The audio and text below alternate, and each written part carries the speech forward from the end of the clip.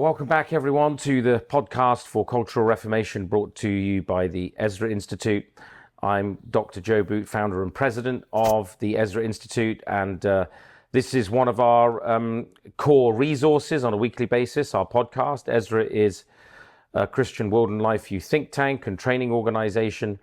We're trying to help believers think and thinkers believe. And we offer not only in-person training, but print and digital resources. And so we're delighted you can be back with us today for this next episode in a short mini-series that we've been doing on Christianity and its relationship to the state and modern society. We're actually still here on location at the Worldview Youth Academy in Canada.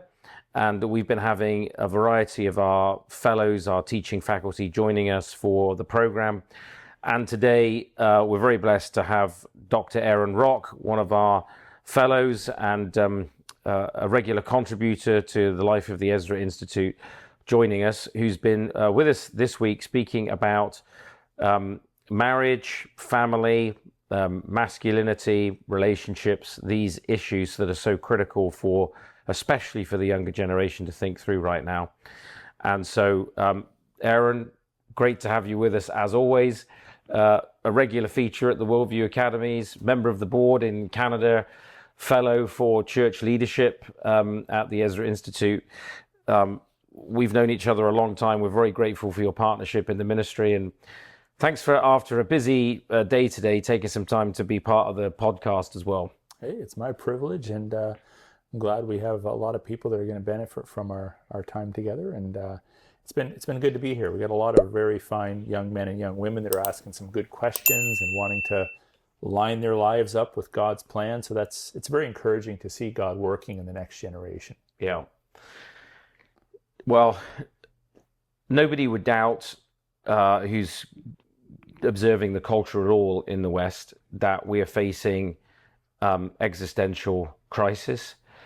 And that crisis is rooted in a crisis of identity, masculine, feminine identity, and especially of marriage and family. We've basically, with the sexual revolution since the late 1960s, seen the collapse of the Western family. We've apostatized against the Christian gospel. And we're still living in the wake of that sexual social revolution. Mm-hmm.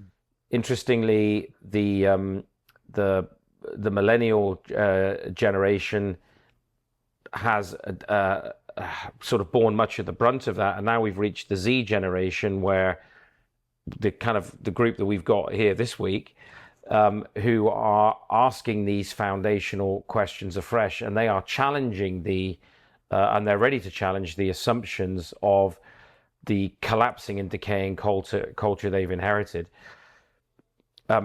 Any regular listener to the podcast would recognize this is the cultural situation we're facing. Where I wanted to start with our conversation today, rather than with the socio-cultural situation, is with the biblical context. Mm-hmm. You mentioned in your lecture today that the first institution that God established was marriage and the family, and you referred to it as the central. It was an Edenic institution. It predated even the fall. Can you comment on this most central institution and why it's so important in God's economy? Mm-hmm. Well, when we talk about culture, there's a lot of elements to that, but one of the earmarks of culture are the institutions that compose it. And when we go to the Word of God, we discover that the first in creation institution was a union between one man and one woman in a monogamous relationship for life. And this was God's plan from the beginning. Of course, we know that Adam on the first day of creation felt a measure of loneliness, incompleteness. God immediately brings Eve into the mix. He's like, at last, just a few hours in, I have my girl. And that's the first union. And of course, while we would acknowledge that all of that is marred and mixed up and damaged by the fall of mankind into sin, God is still pro-family. And it's that foundational, creational institution that is the foundation for really all of human culture and flourishing. And so now we have all these other institutions that we've added, whether it's educational institutions or states or nation states, certainly the church, the institution of the church, all these other institutions that have come afterwards. But the most foundational one was and is the family. And so you can completely understand that if Satan wants to destroy and ruin and mar God's good creation, he's going to go right back to the beginning. Mm-hmm. He's going to confuse people into this whole gender blender mindset. He's going to attack and undermine the necessity of marriage. He's going to attack the procreational element of marriage and seek to bring destruction there. And he's also going to attack it because if we hop, skip, and jump right through to Ephesians, we learn that a Christian marriage is actually a dramatic reflection of the gospel. As the husband leads his wife, and as the wife submits to her husband, they're role-playing the relationship between Christ and the church. Mm-hmm. So the strategy is, let's undermine that creational institution, and it has a ripple effect on everything else. And this is part of what we're seeing. It's not really new. Mm-hmm. Like you said, I mean, some people think, oh, everything just fell apart in the last 5 years. No, you can think back to the omnibus bills of the late 60s, which are a result of the sexual revolution, and basically saying the state has no place in the bedroom, and you can do what you want, sleep with whoever you want, live however you want. There's no checks and balances. Now we've had a few generations that have been indoctrinated into that and are living out and bearing all that poisonous fruit as a result of those lies. Mm-hmm. Well, let's talk a bit about some of that poisonous fruit. We see, as you said, God establishes the foundation of marriage and family. He even describes his relationship with his church in those terms. As you said, actually he described the relationship with Israel in those terms. And we know that, creation begins with a marriage. Mm-hmm. It also ends with a marriage, with the marriage supper of the Lamb. In a certain sense, the marriage book ends the story of the world. Part of the task now in terms of the story of the gospel, I think, is one of our friends, Doug Wilson, sometimes says, the story of Scripture is kill the dragon, get the girl. Now that we're in a fallen world, the dragon is attacking the family, but Christ comes, deals with the dragon, who's dragged us down into sin and ruin, and he wins a bride for himself. Let's talk about some of the poisonous fruit of the attack on the family then. You've been a pastor for many years. Don't want to overstate your age, but you've over 30 years of pastoral ministry. You lead a large church. You've got a Christian school underway. You've been in this a long time, and you've seen in your own family background, as well as in what's going in the culture, the fruit of the decay of marriage, of delinquent fathers, of the cost of radical feminism, which we'll come to in a moment. What are some of the primary cultural fruit when God's institution of marriage that you've just described is neglected, despised, undermined, attacked? What happened? Because it's so foundational, help us understand what you've seen. What are some of the things that start to happen? Yeah. Well, first of all, there's several consequences for our perception of God. So it attacks God's benevolence and accuses God of somehow getting it wrong. This then makes people suspicious in worship or not wanting to worship, or accusing God of being old-fashioned or some sort of a cosmic killjoy, because after all, we've discovered a better way to do relationships. So it undermines worship as a result. So when there's an attack on marriage, there's an attack on God, because again, marriage reflects the relationship of Christ to his covenant people. Marriage is declared to be good by God in Eden.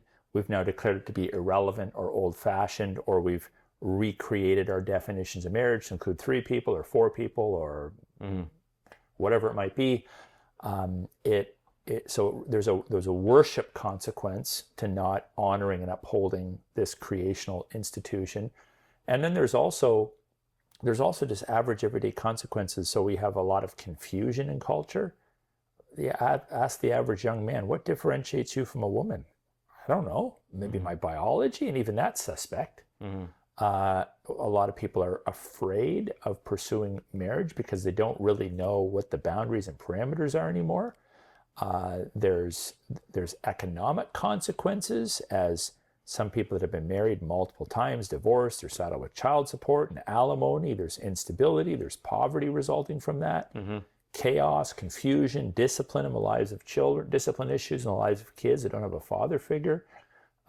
In their home, of course, there's medical consequences, whether it's venereal diseases or suicidal ideation from people that feel abandoned because mom and dad aren't present. I mean, literally, the list goes on and on and on. It creates fractures in relationships. It creates worship problems. It creates economic problems. The goodness and benevolence of God has always been under attack since the grand lies of Genesis 3. Did God really say, maybe he's holding out on you?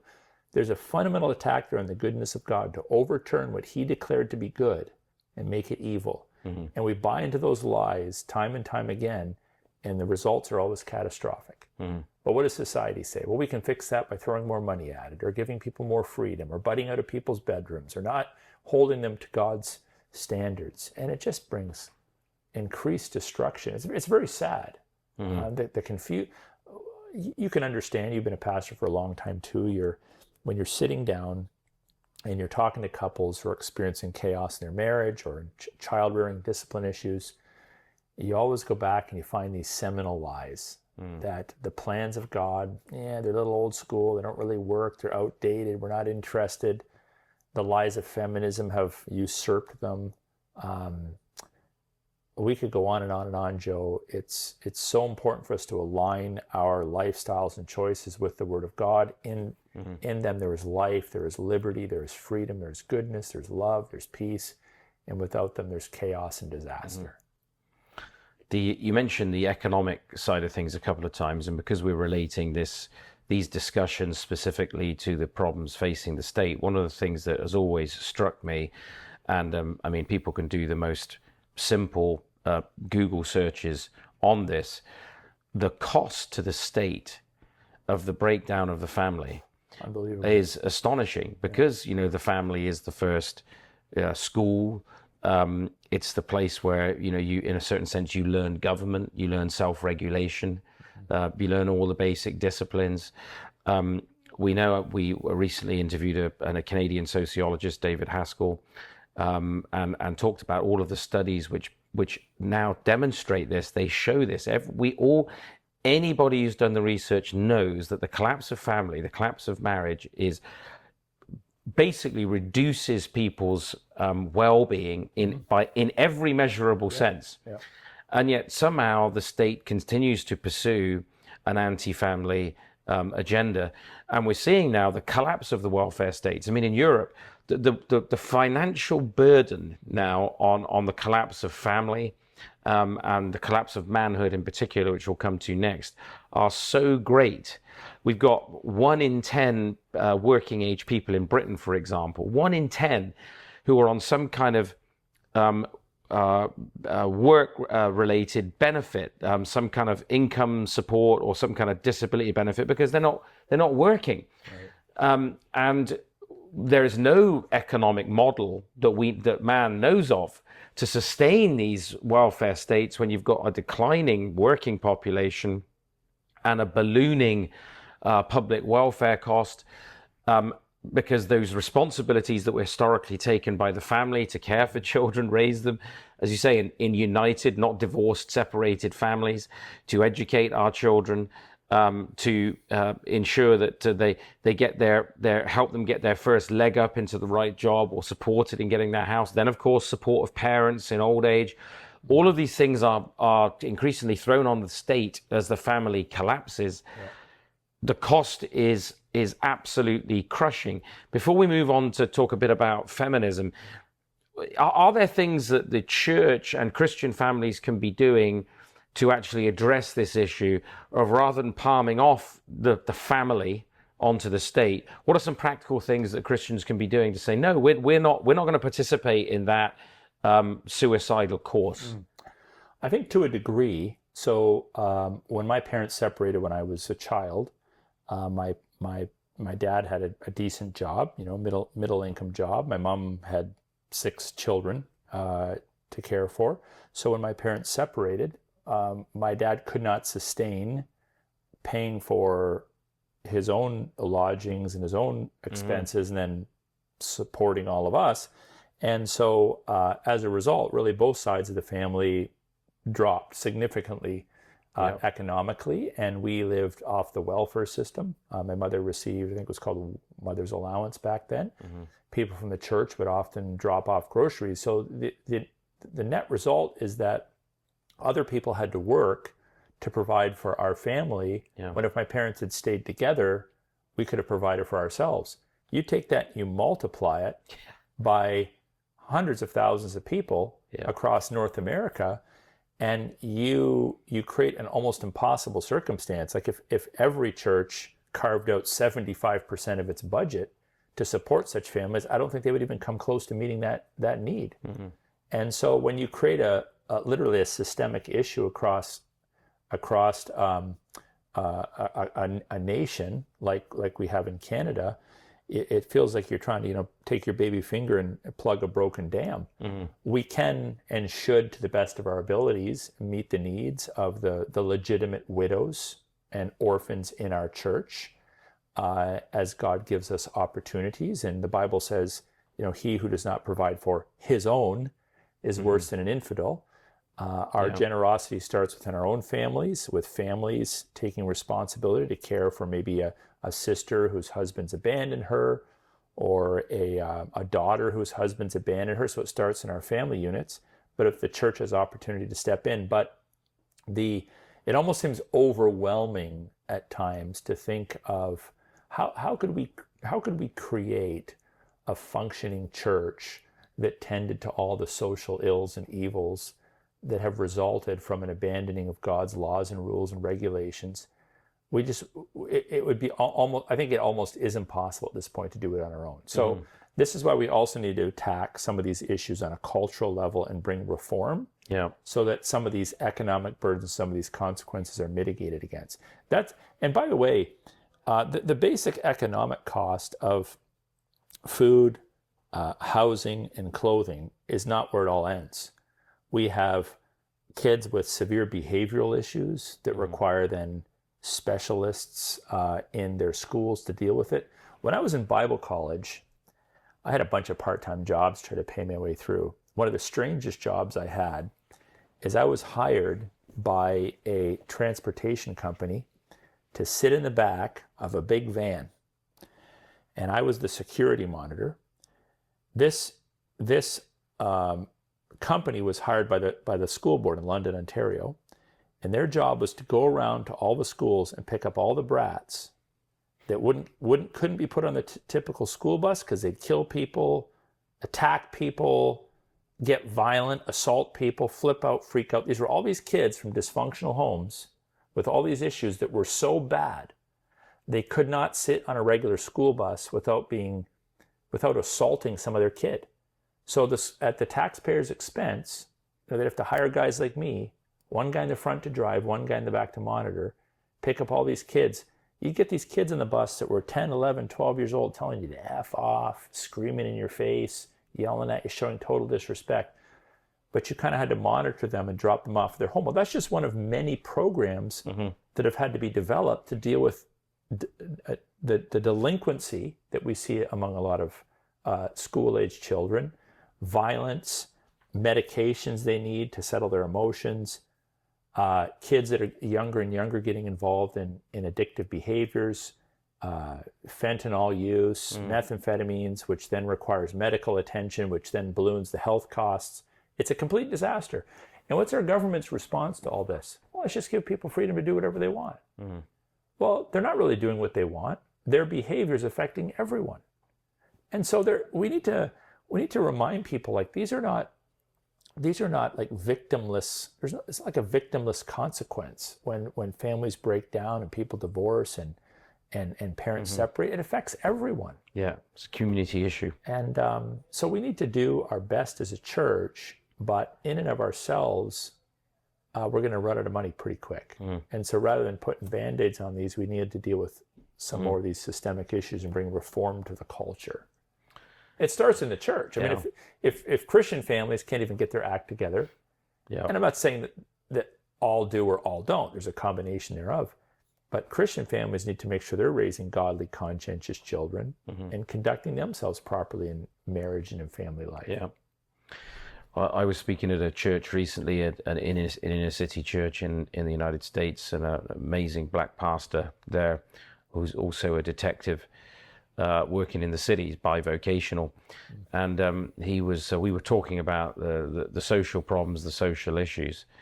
He said there's absolutely no question, he said, in his experience, that the number one cause of all of these problems, the number one cause, the thing that this the domino effect that kicks it off, is fatherlessness.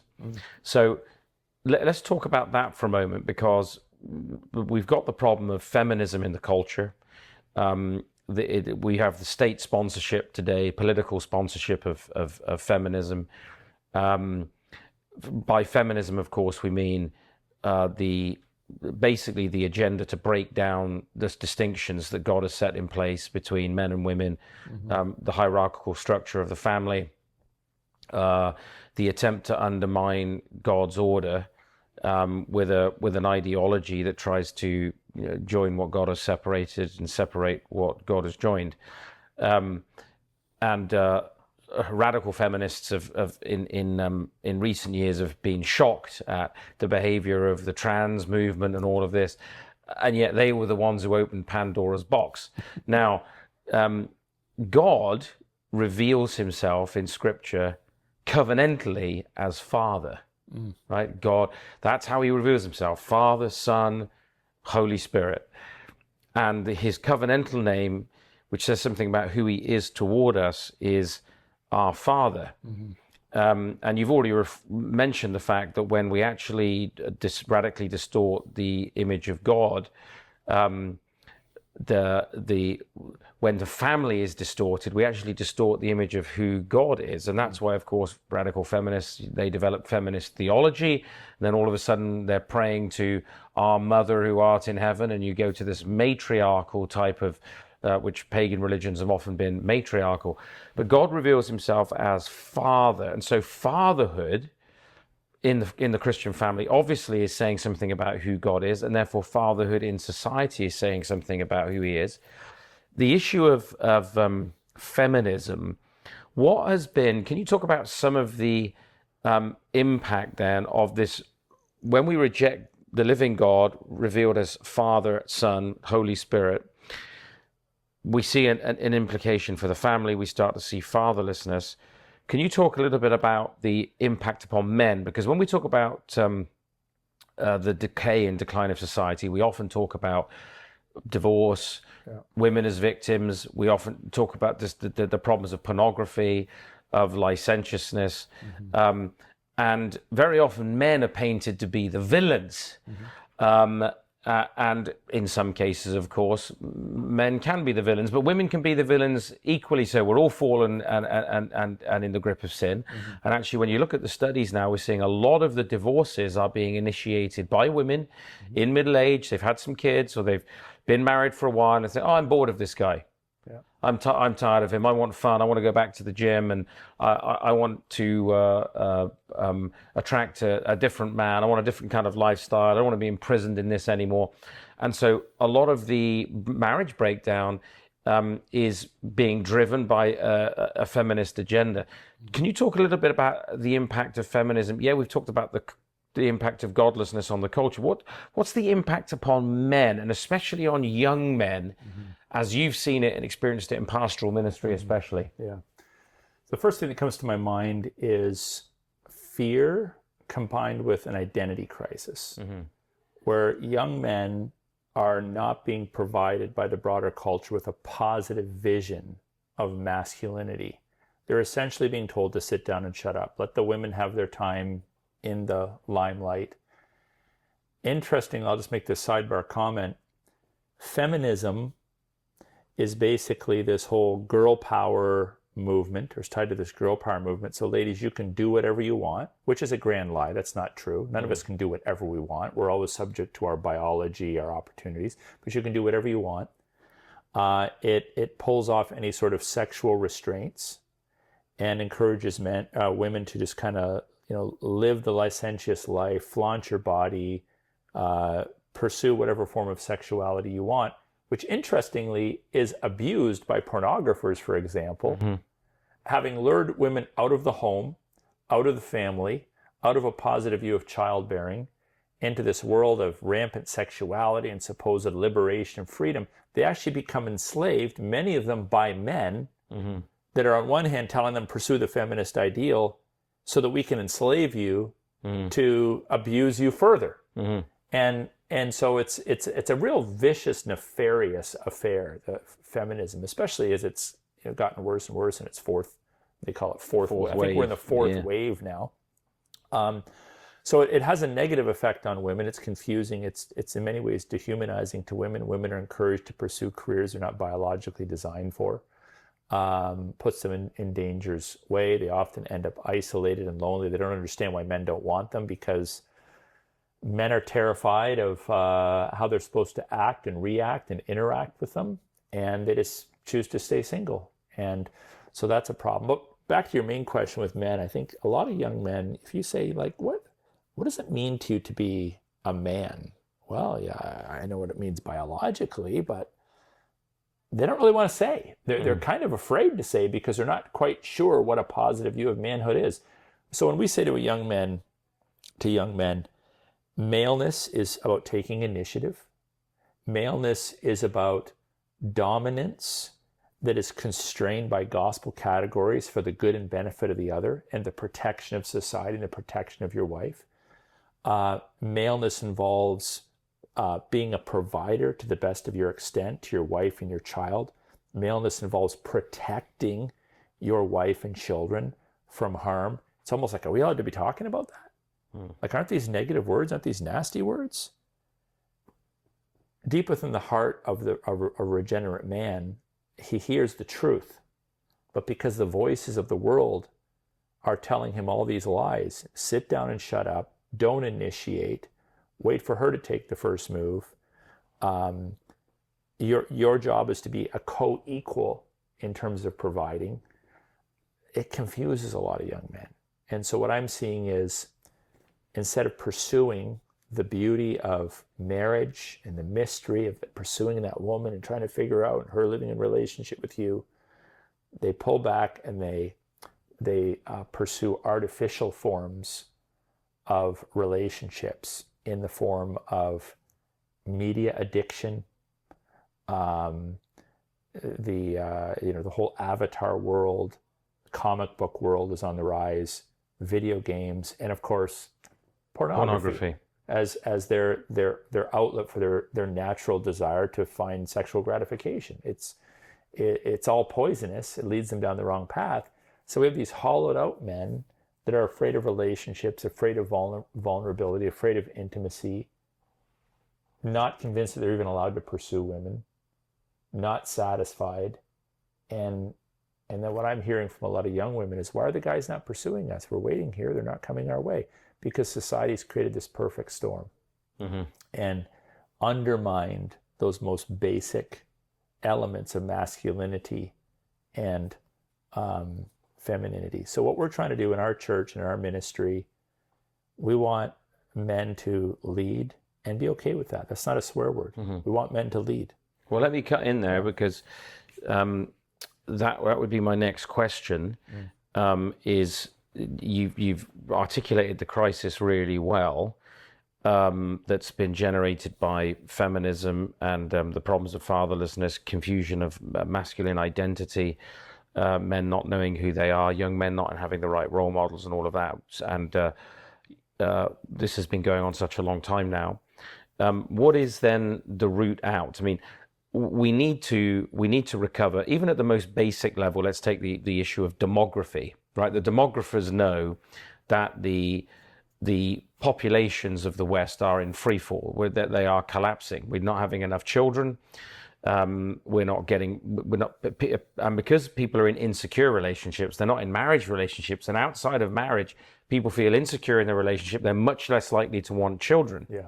Because children involves responsibility and people fear, that you've used that critical word. So we have a situation where, and I think actually in one of your lectures you spoke about this issue, Aaron, when you mentioned the fact that the West is addicted to immigration at the minute, and it brings all kinds of problems with it. But most importantly, because large chunks of, critically, because so much of the immigration is out of the Islamic world, or cultures that are hostile to Christianity and the Christian foundation of Western society. That brings its own problems. But in part, it's happening politically at the governmental level. They're trying to fix the problem of the family, not just with welfare, but the politicians are trying to fix it with migration. Because in order to have enough GDP, in order to have enough people doing many of the jobs that people don't want to take anymore, we're flooding the Western countries with migrants, which is furthering, in many respects, the decay of national cohesion, of a sense of national identity, and so on. But on the other hand, some of this is necessary because with the demographic collapse, without family, without growing families, we simply don't have the people. We just don't have the numbers. We're not even replacing ourselves. We're not even replacing ourselves. So talk a bit about that situation, and what is the route out? Because it seems to me that we've talked about, we're up to fourth wave feminism. We need a recovery of a soft Christian patriarchy. Not merely a sort of limp-wristed sort of weak, we just need to have marriages again. Yeah, but what kind of marriage? We need to recognize again male headship, male leadership. So just talk a little bit about this issue. We've not got the kids, so the culture's changing in another way through mass immigration. What is the route out of this seemingly irresolvable problem? How does the Christian and the Christian church to respond to this? Right. Well, I wish I had a quick fix, but I think in reality we have a multi-generational task ahead of us. Yeah. We didn't get here in a week, and we're not going to get out of this in a year. This is going to require a long-term strategy. Obviously, we want to be praying that the Lord would bring revival and change to the hearts of men. And we want to encourage our young people, young couples in our church to train and educate their children well. But not everybody we're going to be ministering to is raised in a Christian home. So in our church, we get a lot of guys coming out of the world, or churches where they weren't well taught, or Christian homes. And some of the key messages are, it starts with helping, I believe, many of the young men and young women, in their late teens, in their 20s, really have clarity on what does it mean to be a man and a woman. So again, emphasizing men take initiative, men lead, men are accountable beings under God, men are provisionary in nature, men are to be like the sentinels, looking for the enemies, looking for the lies that may be invading their homes or marriages, and addressing those proactively. And then creating a positive vision for women. Your success is not tied up to how great of a career you have. Like, there is beauty and joy and fulfillment in your younger years, in raising children, seeing them grow up.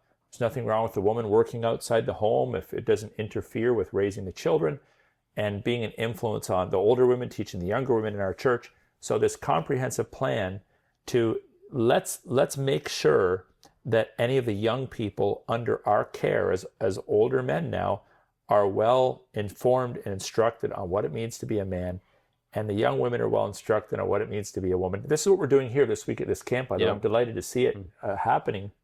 That needs to be multiplied. Now, here's what's interesting. I cannot remember the specifics, but I was reading some time ago that relatively few men, even historically speaking, relatively few men and relatively few women actually contribute to the gene pool long term. So people might have kids and their line dies out. Another family might have kids, maybe they have a couple kids and someone's killed in war and their line dies out. There's actually a relatively limited number of people who contribute to the human gene pool. I'm giving that illustration. I love family research and family history. And I've also noticed that when you trace family lines back, you realize there's some family clans that have produced a lot of offspring, multi-generationally, and then there's some that have almost produced none. So if we apply that to our conversation, I'm mentioning that because we can have a certain optimism. a husband and wife who are very conscientious in raising 3 kids, 4 kids, 5 kids, 6 kids with a biblical mindset are more likely to be producing kids that will produce 10, 12, 15, 20 kids that will do the same, 100 in the next generation, 500 or whatever might be in the next generation. We can have an exponential impact on culture because I'll just say this, the nutty people, the most anti-Christ people, the most anti-biblical people, they're not interested in contributing to a human gene pool. No. Like, they're the ones having the no kids, getting sterilized, like bailing out of marriages. They're still going to contribute some. But the point is that the Christian church, to the degree that we follow the commands and laws of God, we literally have the ability, by having kids that love God, that think biblically, of bringing substantive change, to our countries in the generations to come. But what we have to take seriously the task at home. And then as God gives us opportunity, you obviously have a platform for that. I have a platform for that. We can also speak to the broader cultural issues. But the average person watching this show doesn't speak at worldview conferences.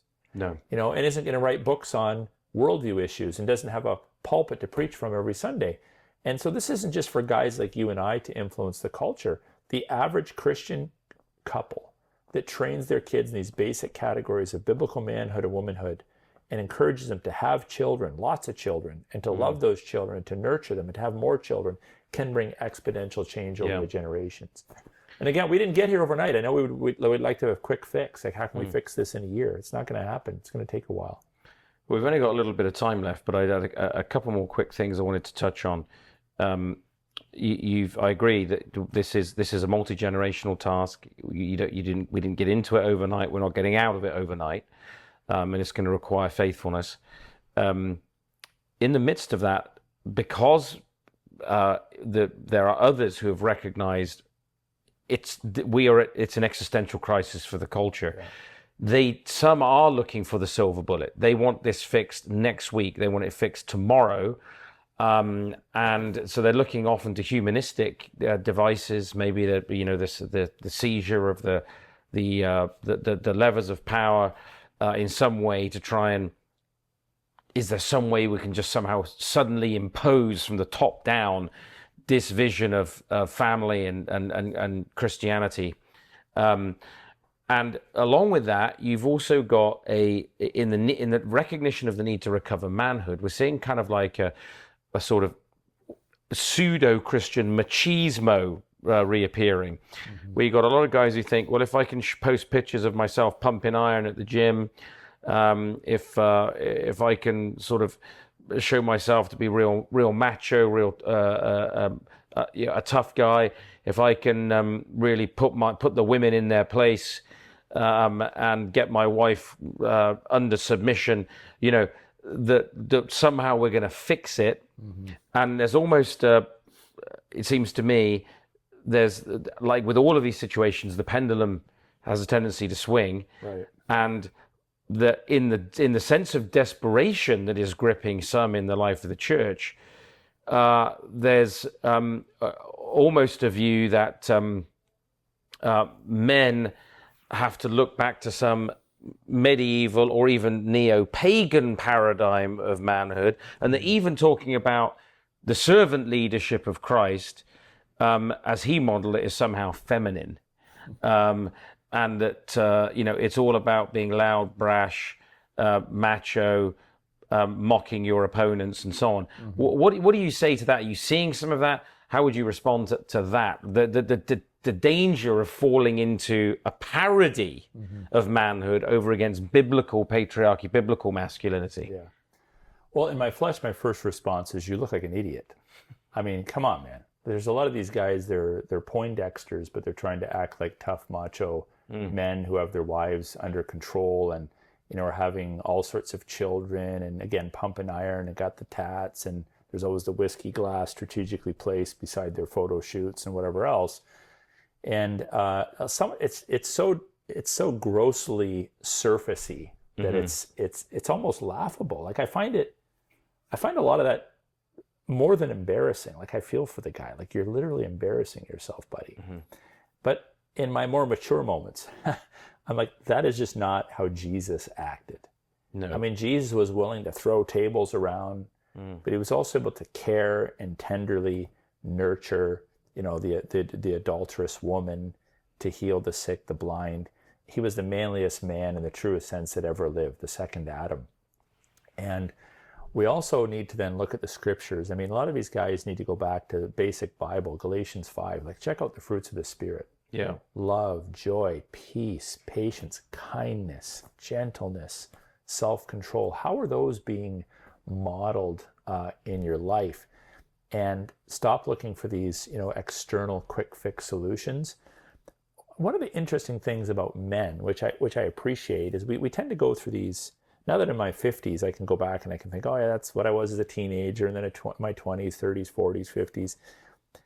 As we go through life, there's those years in our 20s and 30s where we think we can conquer the world, we're the toughest cat that ever lived, and no one can mess with us. And generally into our 30s, we have our views nailed down. We're very definitive and very black and white. And over time, you learn to mellow a little bit, and you notice with that mellowing and that growth and grace and mercy that God also bears more fruit. People trust you more. People are more likely to follow you. Your children are more blessed by you. Your wife's more blessed by you. Those fruits of the Spirit, though, that maturing process is a beautiful thing. And it brings to mind that we probably should, go back to that older paradigm where I'm not sure guys really should be wielding a lot of influence and presenting themselves as role models before they've got a few generations or a few decades, I should say, under their belt, before they have some maturity. So there's a lot to be said about that. I mean, I could just mock them back and ridicule them, because I think a lot of these guys are making themselves out to be the fools that they are. But it's not godly. It's not the way forward. It doesn't work. And a lot of that behavior, frankly, needs to be repented of. And then we also have added to that, as a means of self-justification, the mocking and the ridiculing of older men. Well, what do you know? Your testosterone's drying up, or you're a boomer. You're over the hill. That, talk about a violation of basic categories of Scripture. You don't rebuke an older man. We're to show respect to our elders. But almost that desire to mock and belittle some of the older generation, it's not godly. It's not brought about by thoughtful, godly spirituality, and it's not the solution. Now, I will say there probably is some truth in there to be considered. Right? There's often truth in the lie, or truth in the excess. Well, for example, an overly indulgent culture, there's nothing wrong with physical exercise. Paul says physical exercise is of some value. Being athletic, being strong enough to defend your family, these are important things. So then one needs to ask, okay, given my limited lifespan, the limited number of hours in my day and my week, how much attention am I putting into that, as opposed to, let's say, growth and virtue? And how do I present that? Like, you might meet a guy that's quite strong, works out, but you don't really notice it until you're in conversation with him, because he's not drawing your attention to it. But there's other guys like pumping iron at the gym for Jesus, man, or the guy that has his the pastor that has his pastor's pose where his arms are all tatted up and he's flexing a little bit because he wants you to see that he's this godly guy that's kind of in control. You're literally embarrassing yourself. How shallow, So we need to be constrained and directed by the Holy Spirit of God. And strength is going to be manifested differently depending on your personality, and even on the physical realm and your physique, depending on how dominant of a man you are or not. But taking initiative, leading, providing, being a sentry, on the wall, looking for the potential attacks or the enemies that are coming after you, your wife, your marriage, that is biblical manhood. And it's something that we want to encourage all men to pursue. Yeah. Let me close with this question.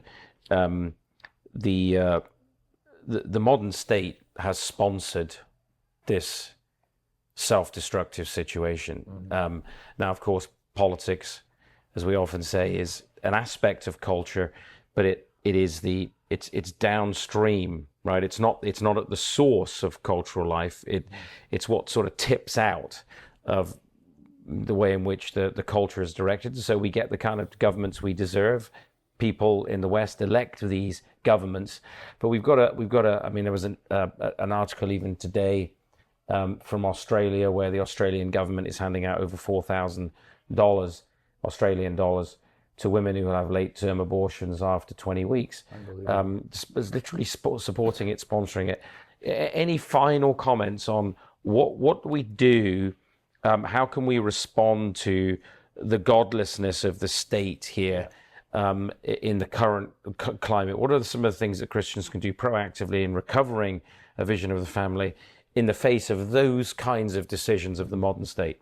Well, we need to pray. We need to confront the lies. So protest, speak out against it. But I have a real sense that in the coming years, one of the ways for us to move forward as a culture is to get more godly, conscientious people into positions of political office and influence. Mm-hmm. And I actually think it probably is going to have to start on the municipal level. Yes. See, the municipal level localism is nonpartisan. You're not going to be vetted to the same degree as you would if you're part of a party. You get in, you start to influence. There's a lot of influence you can wield over school boards, over what a municipality is celebrating, what they're flying on the flagpole or not flying on the flagpole. There's a lot of influence you can have on a municipal level. It's much easier to get elected into municipal offices. It also then gives you some experience so that if you want to go to the next level, maybe provincial or state level or federal politics, you now have a name and a bit of a reputation. And so I'm really encouraging, I got a bit of a plan this fall to bring some people together and to really encourage them to consider running for municipal office. I think that's one way that we can bring about change long term. Mm-hmm. I think sometimes people, they want to accomplish too much. So they're going to put their name on a ballot in a federal election. Nobody knows who they are, but they love Jesus. Nobody knows who they are. And they run for office. They don't get the nomination. They don't get elected, and they're all bummed out. And, I guess our country's done. Well, I don't have that mindset. I think running for municipal office is important. And I also would encourage people, without compromising your values, rise as rapidly as you can in your areas of social influence. So if somehow you're still able to thrive and survive in the public school system, go right for the principalships and influence from the top down. If you're in the medical realm, go right for chief officer of health over the local municipality or head of staff at the local hospital. The Muslims do this, actually. They do it way better than most Christians do. A lot of Ontario's municipalities, if you go and you go to their website, you can do a little exercise. Who's the chief officer of health over the local health unit? The last 2 or 3 in our region, Muslim. Yeah. Hospital, Muslim. They understand that getting into these positions, even if they pay less or aren't necessarily as fulfilling, provide influence over culture. Mm-hmm. Exactly. And so I'd like to see more Christians be strategic in that regard, instead of feeling that somehow it's more humble to stay at the bottom end of the institutional hierarchy. Yeah. If the Lord gives you the opportunity to move up without compromise, sometimes it's impossible. They want you to sign something or take some course that's contrary to your values. But if you can move up and influence culture from the top down, I think there's wisdom there. Well, that's a great place to wind it up. We can't hand over the culture to the enemies of Christ. We can't hand over the culture to Satan and to ideologies that set themselves up against the knowledge of God. And that begins with the family, marriage, biblical masculinity, and in how we lead and engage and take initiative. And initiative politically is one of the things, as Aaron has said there, that's so critically important. Well, Aaron, thank you very much for giving up your time to join us for this important conversation. And all that remains for me to say, as always, let's remember that from him and through him and to him are all things. To God be the glory, and we will see you again next week.